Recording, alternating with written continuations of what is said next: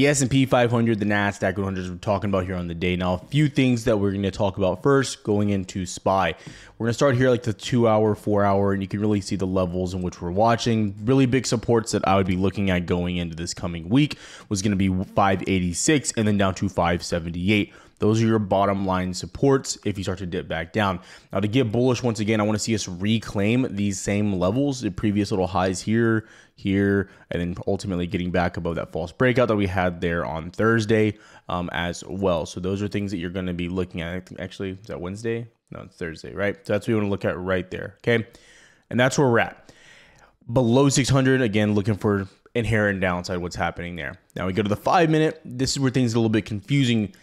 And something I've talked a lot about in Discord is even though I'm looking at downside on something like the below 600, it's not the most optimal trade for myself. I don't love getting that follow through or even attempting to get that follow through here because, you know, you pull up VWAP and you get some of that initial follow through for the beginning of the day, and then noon hits and you kind of reverse and you just don't respect VWAP. And anytime that you're not respecting VWAP, it just gives you a lack of confidence in the underlying trend. Very important to understand that. So like if I go back, let's just quickly look basically from Friday of last week, this previous week into this week, right? You know, you reclaimed it on Friday, VWAP, you pushed up, you kind of came below it at like 9 a.m. on Monday morning, but you basically held VWAP until Thursday going into this past Friday. So for a bulk of the week, you stayed above VWAP, holding that overall trend of what was happening there. Now, VWAP does reset at the beginning of the day, but it's so important to understand that a bulk of your time was spent above that. So when you start to get this type of action, it's just something that you got to steer clear of or at least be careful of, okay? And what you're really looking for.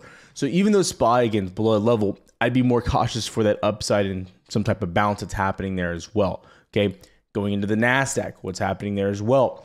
You know, you go to the 2 hour, 4 hour, I think give you the best, you know, examples of what's really taking place here, what you need to be watching. And again, as I go to the 4 hour and the 2 hour, you can see we're bouncing and holding key levels. Previous highs back here from July was a massive level, 21, basically 5. That's where you kind of whipped back into here on this past Friday, bouncing perfectly, then holding that next level of 21.63, which was that previous high here from November. Again, all we're doing is watching those previous levels and getting the real reactions. Now, you've had day trading opportunities. You go to the 5 minute, you can see here, right, that you kind of pinballed. And I made sure I posted this on Twitter as well for you guys. So if you're not following on Twitter, the link is down below. Even though I haven't been posting that much, kind of like a little holiday, little break for myself. But again, this is the 1 minute chart. And this is how you were just ranging in between those two levels I just mentioned, right? And you can easily find those levels. But this isn't great action to be trading now. Granted, like you are volatile. If you want to be a scalper, you know, with minimal volume, then be my guest. But just know you're not going to get the best results. And that's something I want to highlight here over and over is, again, it's been a holiday week. And what happens on these holiday seasons? Now, granted, volume picked up here on Friday. It did. But for a bulk of the week, it stayed very, very low. So again, understand that, what you're looking for. I mean, all in all, you know, December 20th, look at that volume you had there on SPY, like 125 million. I mean, this kind of, I don't know, this is crazy. It actually seems like someone's totally like lying to me here, but worth mentioning, you still had decent volume here, and then going into the week, you slow down dramatically, right? So what you're looking at there, right? NASDAQ, ultimately, what I'd be looking for levels, getting back into 21.85, 21.86, reclaiming that, then pushing towards 22,000 once again. Above 21.85, you push into 20,000, 22,000 every single time. So we'll see. ES futures, the big line in the sand here, if you're looking for SPY to break out, get continuation, I'm going to tell you right now, the big level is 61.09, below 59.91, you're pretty bearish. So again, you're in that middle territory in that ground there as well. Now, again, that's what we're looking at. Okay. Indexes don't look amazing. They don't look fantastic, but I wouldn't lean towards the area of saying we are hammering shorts, we're going down, and there's nothing that's really going to stop us here. That's the biggest thing that I would really like to say right now. Now, further on from that, though, it's important to look at what equities are getting love versus what equities are not getting love overall in the market right now. So we go into something like what's happening here with NVIDIA. Now, a lot of people are claiming that, and I get a lot of like hate for NVIDIA, which is surprising. Like, it's literally it's the best stock in the market. I'm just saying, like, maybe Apple's the best stock, but NVIDIA's top 3, right? For just going up. And NVIDIA, like, we consider this action like, you know, bearish. Like, it's worth mentioning that we are considering this action here on NVIDIA bearish. And what I encourage people to do when we are jumping the gun or we're trying to just get a visual of an equity or a stock or what's happening in the market as a whole is just take a step back, right? And I think this is just great advice for anything in life, but typically when you take a step back and you analyze the entire situation, you get a better view of it.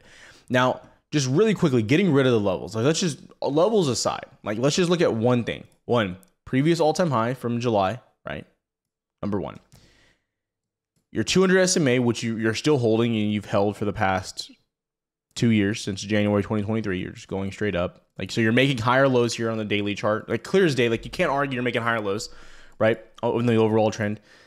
And this might be a stretch, but I would argue that this looks like you're trying to, like you're flagging here at high. I would argue, like on the daily chart, you look like you are trying to flag and break back to the upside. I'm just saying this is textbook of what you want to see. I'm just saying. Okay.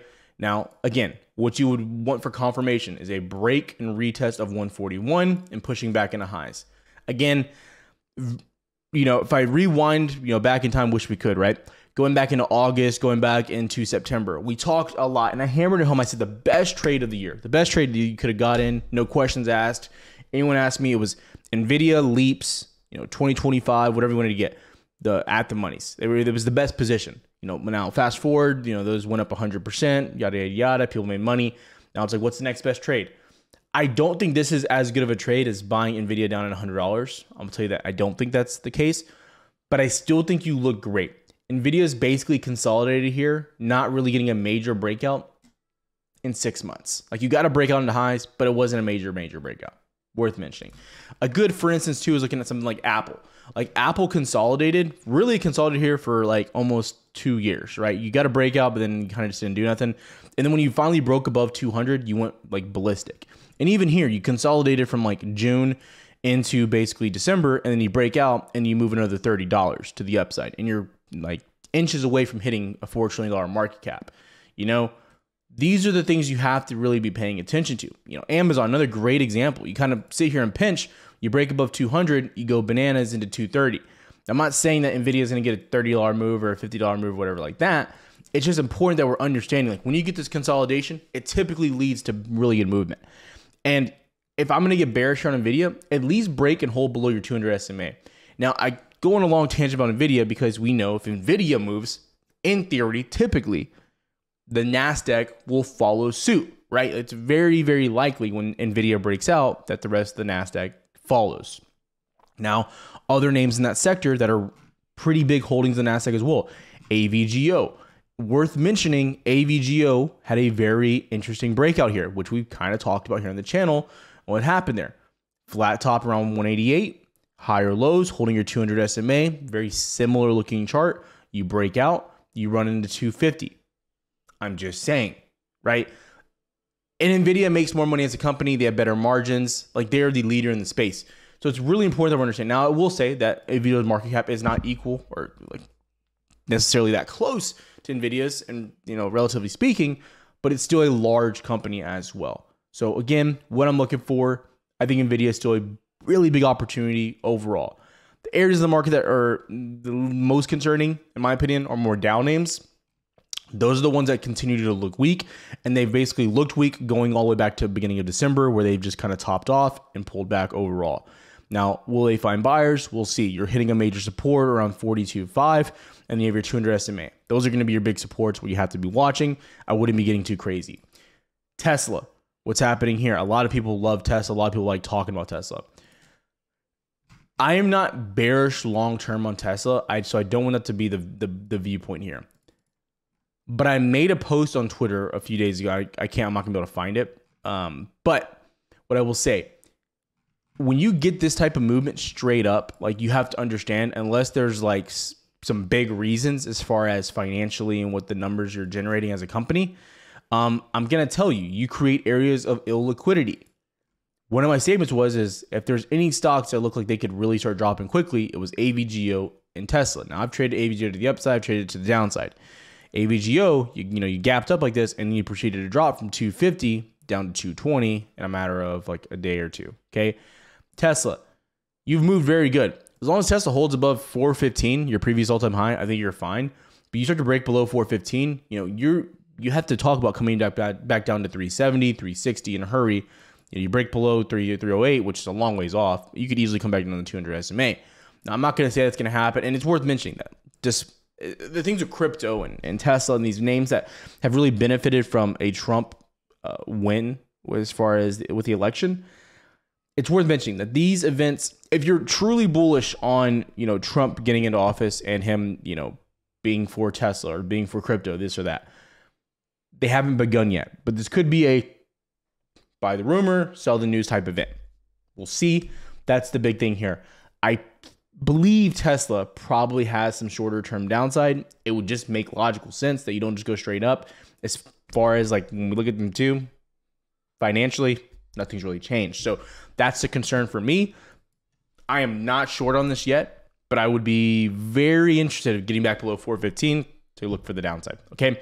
So overall, those are the big things I'm looking at here. I'll have more stuff posted on Twitter. Again, like I said, I'm sorry I've been just posting less the past, week or so. Week or two, to be honest.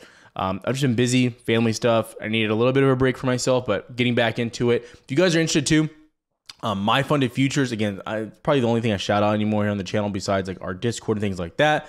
But if you were looking to get into trading futures, I think this is the best barrier to entry for people that want to get into day trading as far as small capital or not larger capital, not a lot of capital to start with, and they don't want to risk a lot. I think this is the best way to get into it. I have a lot of videos on my second channel going over education here and how to attack futures. And we're going to have a lot more stuff coming up with this as well.